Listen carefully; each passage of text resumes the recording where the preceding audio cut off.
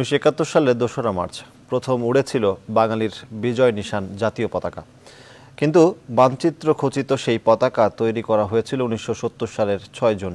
ঢাকা বিশ্ববিদ্যালয়ের তৎকালীন ইকবাল হলে এক রাতের মধ্যেই পতাকাটি তৈরি করে পরের দিন বঙ্গবন্ধুর হাতে তুলে দিয়েছিলেন ছাত্রলীগের তৎকালীন কয়েকজন মেধাবী নেতা।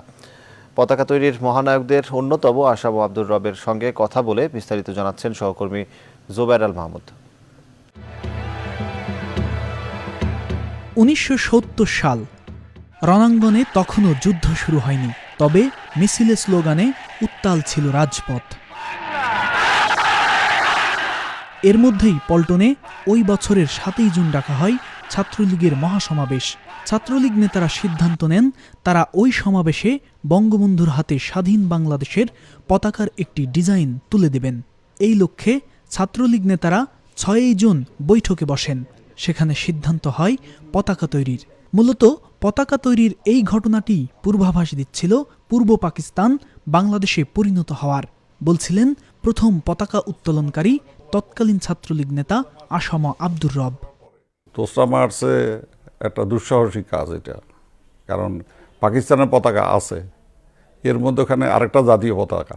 এটা হঠাৎ করে চলে আসছে তা না, এটা পুরো পরিকল্পনা ছাড়া এটা আসতে পারে না। এটা কোনো ক্লাবের পতাকা না। পৃথিবীতে বহু দেশ স্বাধীনতা সংগ্রাম করেছে, বিপ্লব করেছে, জাতীয়তাবাদী আন্দোলন হয়েছে, কিন্তু পতাকা উত্তোলন করে স্বাধীনতা সংগ্রাম এটা আর কোথাও হয়নি পৃথিবীতে। পতাকা তৈরির ওই ঐতিহাসিক বৈঠকে অংশ নিয়েছিলেন আসাম আব্দুর রব, শাহজাহান সিরাজ, কাজী আরিফ আহমেদ, কুমিল্লা জেলা ছাত্রলীগের তৎকালীন সাধারণ সম্পাদক শিবনারায়ণ দাস, প্রকৌশল বিশ্ববিদ্যালয় ছাত্রলীগের তৎকালীন সাধারণ সম্পাদক হাসানুল হক ইনু, ছাত্রনেতা ইউসুফ সালাউদ্দিন আহমেদ, কামরুল আলম খান খসরু, সিরাজুল আলম খান সহ আরও কিছু ছাত্রনেতা। পরবর্তীতে সহজে দেশের জাতীয় পতাকা তৈরির সুবিধার জন্য স্বাধীনতার পর বঙ্গবন্ধুর নির্দেশে পতাকার মানচিত্র খচিত অংশটুকু 1972 সালের 12ই জানুয়ারি পরিমার্জন করেন পটুয়া কামরুল হাসান। স্বাধীনতা যুদ্ধের আগে অসহযোগ আন্দোলন শুরু হয়েছিল 1971 সালের 1 মার্চ।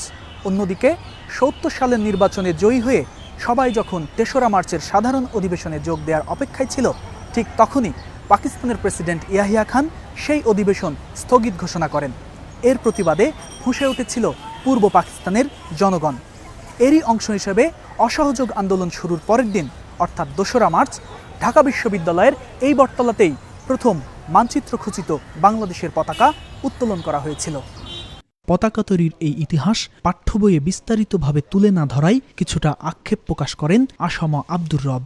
কামরুল হাসান সাহেব শুধুমাত্র বললেন বঙ্গবন্ধুকে যে মানচিত্রটা তুলে দেন, তাহলে এটা সহজ হয়ে যাবে। এই জন্য উনি এটার অঙ্কনের আর্কিটেক্ট হয়ে গেলেন।